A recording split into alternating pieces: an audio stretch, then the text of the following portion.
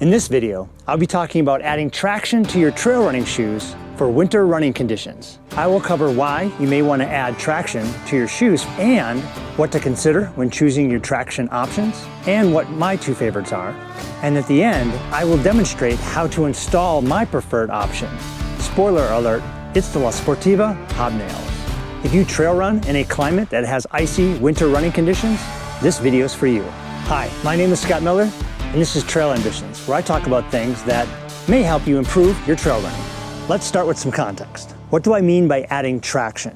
What I mean is adding spikes or hardware to the bottom of your shoes to increase the amount of grip that you get when running on icy or slick surfaces in the winter. Or as I like to refer to it, as increased gription, which of course is a made-up word, but I feel it's a little bit more descriptive. When mountain running in Colorado, in non-winter months, I like to say you have fast runners and slow runners. In winter months, you have your fast runners and those not wearing traction. I'm joking, of course. Wearing traction is an option, so why would you want to wear traction? In other words, what are the pros and cons? Let's start with the pros. First is safety. Slipping on ice can be painful at best and deadly at worst, including bruising, breaking, concussions, and worse. Add in steep, icy descents in mountain running, and the risk is amplified. Traction can greatly reduce the risk of slipping. Second is hamstring injury. If you are a midfoot runner, like I recommend in my 10 tips for more efficient running video, you may find yourself running more flat-footed in icy conditions, as you tend to be more cautious. If you switch from a midfoot gait to a flat foot gait without pulling back miles and building up gradually, you may experience an overuse situation with your hamstring muscles, which could lead to injury. Traction can give you the stability and confidence to maintain that midfoot striking on slick surfaces, so you can continue your normal running right into the winter. Third is speed. Whether you're a fast runner or a not so fast runner, if conditions cause you to lose confidence in your foot placement, it could cause you to slow down or increase risk of injury. If your running partners are wearing traction and you are not, you may have a hard time keeping up. And now for the potential cons. I say potential because it really depends on your choice of traction. Add weight to shoes. Uncomfortable feeling when you can feel the traction under your shoes. The buildup of sticky snow, mud, or clay, which may require you to remove that periodically. The annoyance of having to put on your traction and then take it off again periodically throughout the run when you're running in mixed conditions where you have some dirt and snow or ice. And that jingling sound that some traction devices make when you're carrying it in your pack. I don't know why it bugs me, but it does. Okay, I'm getting a little nitpicky here, but as I mentioned, these negatives don't apply to all the different types of traction devices. Let's dig into this a bit. There are two main types of traction. The first is the type that you pull over your shoe or wrap around your shoe. I'll call those slip-ons. And the other type are those that you install into your shoe. I'll call those installed. Under each of these types, there are many options from various brands and manufacturers. I don't plan to provide a comprehensive list, only share a few examples. Let's start with my preferred type, installed.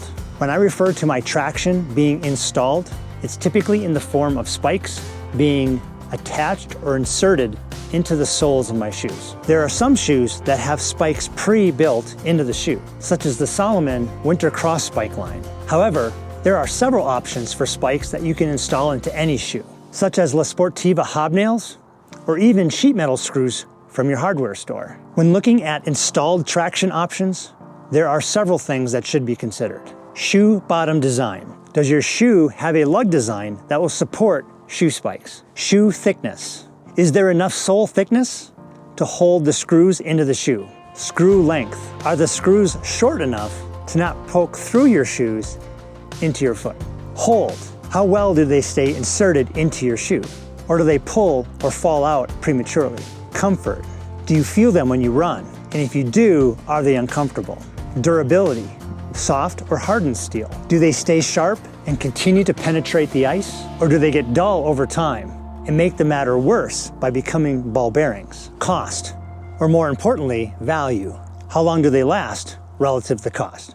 If you go with a shoe that has the spikes pre-installed, then I would think you would only need to consider cost and durability, since the rest will be designed into the shoe. The shoe will only last as long as its weakest point. In this case, it would either be the shoe itself or the spike. Based on that, does it justify the cost? And ultimately, do you like the shoe if it's not something you normally wear?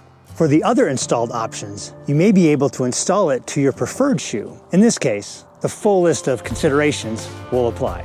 First, you want to decide if you want to just continue using your worn summer shoes, which is a popular choice. Or you can buy dedicated winter shoes. Using your summer shoes may only be an option if the bottom design is conducive to inserting spikes, they aren't too worn, and they provide the moisture protection you need for winter. To check the shoe bottom design, you'll want to take your shoe, flip it over, and look at the bottom of your shoes. They should have a flat enough surface with a wide enough surface area to actually screw the screw into it. If you take a look at something like my Innovate X Talons, these lugs here are not really conducive to screwing anything into them. They're too narrow, and they're also very pliable, so it would be difficult to get the screw at the end of that. Even the Mud Talons, although it's a slightly flatter and wider surface, it's still not wide enough or big enough to screw anything into. Plus, the screw head, which wouldn't have very much to be on, would have a lot of pressure being put onto it, so it would more easily rip out, or it may just rip the lug off entirely, especially with something like this. This being so pliable, it probably would rip the lug right out. Additionally, you can see there's a flat area between that, but you obviously would not want to put the screw between here. So for example, here's a screw from the Hobnails. If I were to screw that into that area, you can see it wouldn't even go past the lugs itself. So they basically would be useless. Same thing on this shoe, would be even worse. So if you look here, that screw would not go past the end of the lug. So you don't want to screw them in between the lugs of your shoe. You want to screw them onto the end of your lugs, but then obviously the lugs would need to be wide and big enough. So going back here to this shoe, this is a much more conducive shoe for screwing in screws because you have a larger flat surface area, and that screw can screw directly into that spot. And any lateral pressure is not going to bend it or rip it out, so the sole will actually hold it in much better. And if your summer shoes are not conducive to putting in spikes like mine are not, then you're gonna want to get yourself a dedicated pair of winter shoes. So these here are my winter shoes, and I specifically look for the flatter surface so that they would mount screws much nicer. And plus I found in the winter, they don't wear quite as much as my summer shoes do because I'm running in softer snow sometimes. I can usually get several seasons out of a single pair of shoes. Your experience will vary, obviously depending on the amount of miles that you put on your shoes. Now, whether the thickness of your shoes are thick enough to support screws or not are really gonna depend on your shoe and the length of the screw. So for example, these Hobnails are not very long, and they also have a very flat auger shape. I don't know if you can see that there, but the auger is quite wide. You can see it's about that wide and flat. So with a flatter top, there's no real point. The point is actually on an angle. So as your foot comes down, there's really no sharp point. I mean, there's definitely a flat surface and it's hard, so it still can be painful if it's put in the wrong spot. The point itself is not facing up, it's actually facing out. So the Hobnails are quite safe to wear in the bottom of the shoe, even if it was a thin shoe. So if I did want to put them in here, first I would cut off the lugs, but I would screw them in and it would be pretty close, but I probably would position them to the outside of the shoe as opposed to the inside of the shoe, just to make sure that I wouldn't feel that. Whereas if I just get some slightly thicker winter shoes like I do, then there's less of a worry because you can see there's quite a bit of room between the bottom. And these get screwed in all the way to that point. So basically that far in. So you can see roughly how far they go in. There's probably still another 1/4 of an inch or so before I see the bottom. But in the middle, there could be less material. But if you're using, sheet metal screws, now sheet metal screws, the point is facing up. So if you're gonna do that, you're gonna wanna make sure you have some really thick shoes. So when inserting sheet metal screws, if you're gonna use those, you're gonna wanna put those probably to the side so that if your foot is, if it hits down very hard, it's not gonna poke the bottom of your foot. But even still, sometimes you push off to the side of your shoe and there's a chance that you could feel that. So I personally don't recommend sheet metal screws for that reason alone. Also because I wear more minimal shoes, so therefore I've never considered it. It could definitely be a much less expensive option. So if cost is your primary factor, then definitely the way to go. Maybe consider cutting off a little bit of the sharper points so it's not quite so sharp, but you can play around with it. The other thing I will mention too at this point is sheet metal screws are not hardened steel. So you put them in, they're sharp for a moment, but they will wear relatively easily, especially if you're on hard surfaces. So the next consideration is how well the screws hold into the shoe. So as I was mentioning earlier, the auger shape and the wide auger shape of the Sportiva Hobnails allow pressure to be applied laterally. So you can see here, if you're running and you push off, you hit something either forward as you're coming down a mountain or pushing off, sliding on ice, there's a lot of lateral pressure put on these screws. So as you push or even slide on ice, it's pushing laterally. And so that large auger shape will hold it inside of the rubber. Now, if your shoes the shoe rubber is very pliable, very soft, it could also easily bend and pull out. So the type of material in your shoe is important as well.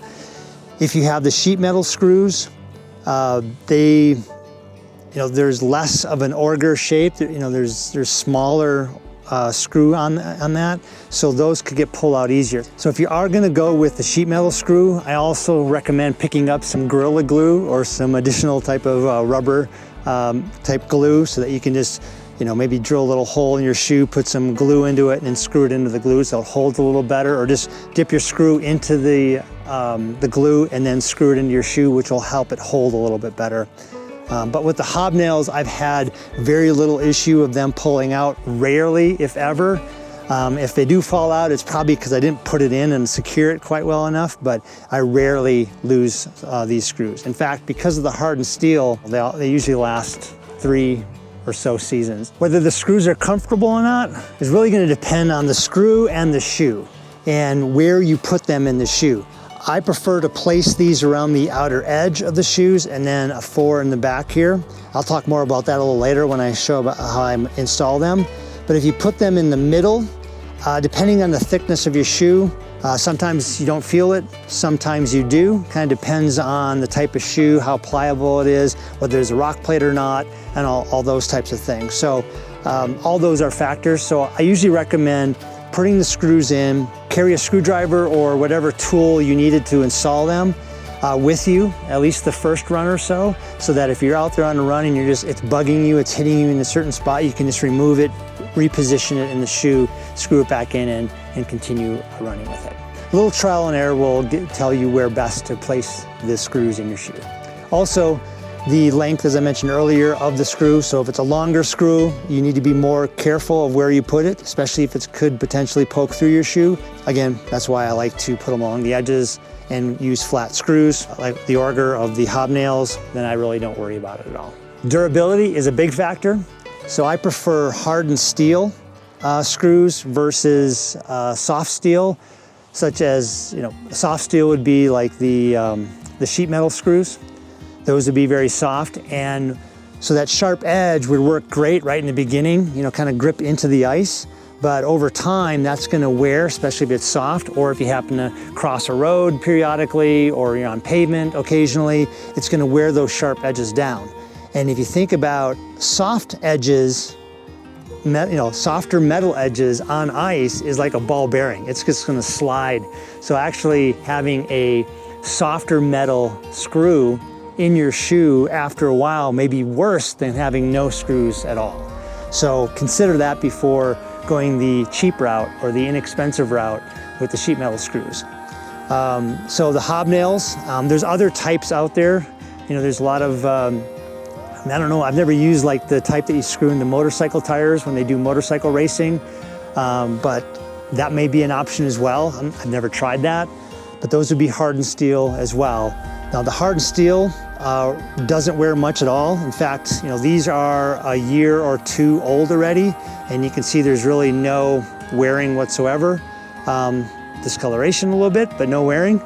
And this will last 3 seasons, and I usually just, at a certain point, I just throw them out with the shoe. But I could probably pull them out and put them into another shoe and just be fine with it as well. So these are $45 to $55 or so, spread over multiple years, 3 years or so. They're actually quite inexpensive when you think about it. That is a good segue then into the cost or the value. You may pay more for hardened steel screws that are more comfortable and don't poke you, but if they last several years, you calculate out that over several years, and it's actually not that much more expensive. And you get a better spike and a better experience throughout that entire time. I'd recommend just bite the bullet and buy the nicer ones and use it for several years. Okay, so in conclusion there, I would say that the Sportiva Hobnails are the ones that I've been using for many years. I swear by them, and so I haven't really tried a lot of others. I've heard other people talk about other ones, but once I found these, that solved it for me, so I had no reason to move on from that point. Highly recommend. Next, we'll discuss slip-ons. When considering slip-on traction devices, you're going to want to think about the purpose of those devices, and that's typically to prevent you from sliding or slipping on ice or ice-covered rocks. You want traction that is sharp and pointy that will poke into the ice and grip it. So devices like the Yaktrax Pro Traction cleats, which have more of a spring attached to the bottom of the rubber cleat, doesn't really help much, or they're basically useless on ice because it's just a spring surface. There's no point edges to it, so it will slide across the ice. Now, it may grip on snow, but not help you at all on the ice. When trail running, gripping on the ice to me is the most critical piece, and it's the most dangerous part of trail running in the winter. I would not recommend using Yaktrax of the type that have the coil spring on the bottom. Now, Yaktrax do make several other options that have the pointy triangular metallic points. I would strongly recommend those over the coil devices. The Yaktrax brand does offer some better options, such as the Ascent traction device and the Traverse traction device. Just look for devices that have the sharp edges that will penetrate the ice. The slip-on traction devices typically consist of 3 parts. So you have your metallic pointy part, just right there, connected by some sort of chain or link mechanism to a rubber or silicone or whatever it's made out of material that holds it all together that is stretchy. So therefore you can stretch it over your shoe by putting your front of your shoe in here and then having that around the back of the shoe. The pliability of the chain also allows it to conform to over rocks and different shapes of the earth as you're stepping on it. So therefore, there's usually some sort of pointy part that is being inserted into the ground. If your device ends up being too flat, then you may, when you press it on like a rock that is more pointy, maybe you may only have 1 or 2 points that poke into the rock or that particular log or whatever you're going across. So therefore, you're going to want to look for cleats that are pliable, that kind of move with the shape of the earth or whatever surface that you're stepping on. Those work the best. Another thing is slip-ons can also be shareable. I've seen situations where you typically have 2 of these, 1 for each foot, but if a friend of yours forgot theirs, you could loan them one. So now you just pull it off your shoe, give it to them, they're wearing one, you're wearing one. Of course, it's not ideal, but in a situation where you have very icy surfaces, and one's better than none. So especially if there's a steep camber on one side with a drop off, so any step could easily slide and drop you off the edge. Having one is definitely better than having none. So that's another benefit of having the slip-ons versus the installed options. Slip-ons typically come in multiple sizes as well. So this happens to be a large and this is a medium. So you want to make sure that you get the right size for your shoe. So when you insert it on your shoe, example, first thing you want to do is you're going to want to look for one side says front, but it also has this little bar across it. That's where your toe goes. So you stick your toe in front of that bar right there, which holds it from spreading out and not sliding through. And then those get wrapped around the bottom of the shoe like that.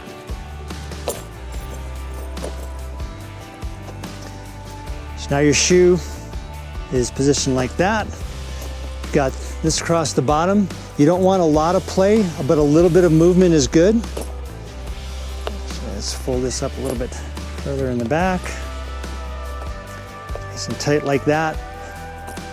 And so having a little bit play is actually good because as you step and you position, it will move that around and it will conform to whatever shape that you're stepping on. And if you do have a situation where one of these starts to break or rip open, because it's metal, you can just take a pliers and squeeze it back together, or find a piece of wire to attach it as well, so they can be repaired, which is nice. But that's how it looks on the shoe. Now, another thing to consider too is depending on your shoe. For example, these shoes are very pliable. So if I try to wear this type of traction on here, it has a tendency to pull up and actually is less comfortable. So a slightly stiffer shoe is nicer to wear for these types of things as well, because it doesn't really pull up as much on you. So that's how you wear it. My preferred slip-on is the Kahtoola MICROspikes. For all the things that I mentioned, it has the hard surfaces, the sharp pointy edges, and they are quite strong.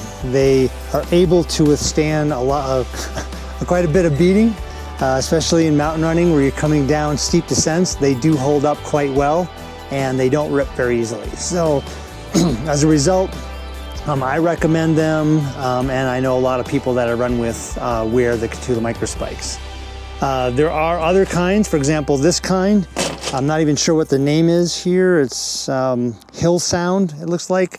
So a similar brand to the Kahtoola MICROspikes. These all seem to be quite strong, similar type of design.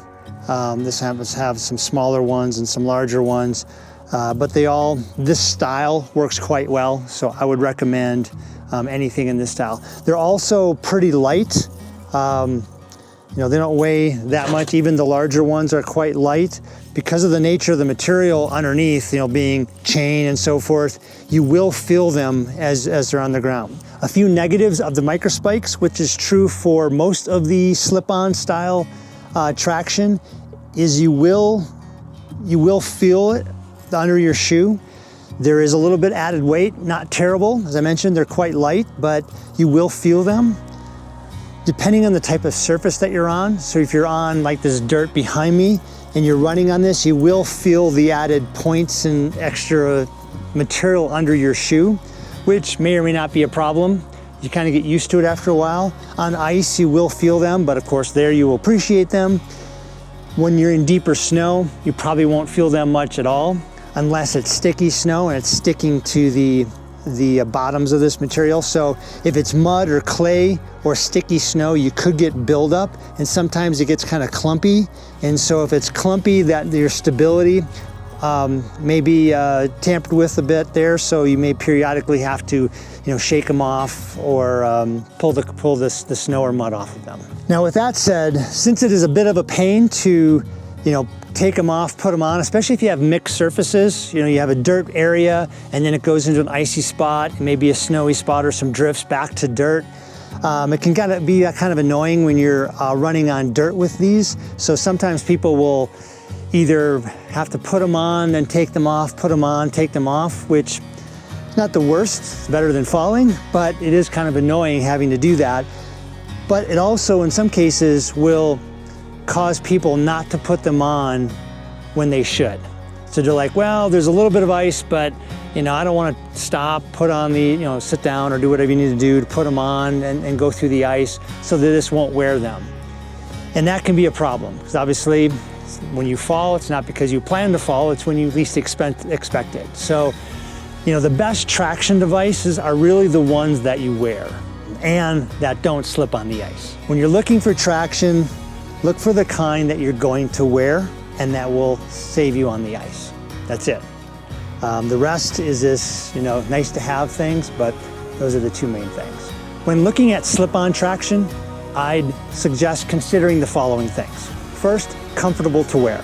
Second, easy to take on and off. Third, sharp, angular, metallic edges that will dig into the ice. Fourth, a base that will conform well to icy rocks and roots. And fifth, strong material that's not going to rip easily when you're applying a lot of pressure, whether you're running downhill, uphill, or just aggressively.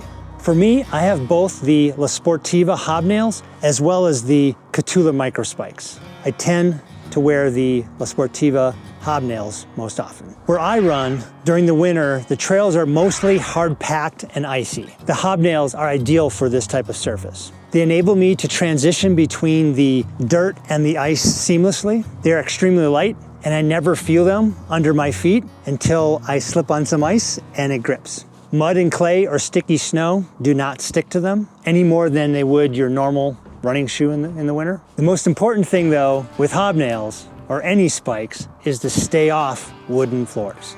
I always make sure I have an extra pair of shoes in the car so I can change into them after a run.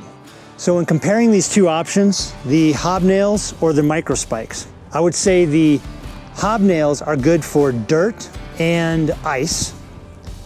The Kahtoola MICROspikes are good for ice and deep snow. So they kind of cover the whole spectrum. But the other option is to get both. So you have the MICROspike, or you have the Hobnails and the MICROspikes, because you can also wear your MICROspikes over the top of the Hobnails. You kind of have the best of both worlds by going with both, because you can wear these most of the time, and then if you want that added additional traction, you can just pull these over the top of them. Now, depending on what you like, there is a case where the MICROspikes actually offer too much traction. When descending steep mountains in deep snow, some runners, myself included, prefer to ski down the mountain on our feet upright. With the Hobnails providing very little traction in these types of conditions, they do quite well with allowing you to slide down the mountain on your feet. However, the Kahtoola MICROspikes grip in much more, so they don't allow you to slide on your feet quite as well. So if that's your idea of fun, the Hobnails may be a better way to go. Oh, and for those of you that get annoyed with the jingling sound in your pack, what I recommend is using a Ziploc bag, just big enough to fit the two in there, and it kind of holds it tight enough so there's less jiggling. I don't know why I get annoyed with it, but I do. So I put those inside the pack, or in the bag, put it in my pack, and then there's less jingling like that when you're running. Additionally, if you do run through the mud with these and they get quite dirty, having a Ziploc bag to put them in so you don't mess up the inside of your pack is also an added bonus. Okay, there's my take on trail shoe traction. With the right traction, you won't miss a beat as you transition between your summer running and your winter running. Thank you for watching through to the end. If you haven't subscribed yet, I would greatly appreciate it if you would. Also, please consider adding a comment below. I'd love to get a conversation going. I'd love to hear your preferences around winter traction. What works best for you? Why do you prefer one versus the other? All of those things. If you are looking for tips to improve your running form that also apply to the winter, please take a look at this video next. Until next time, find the path, live the adventure.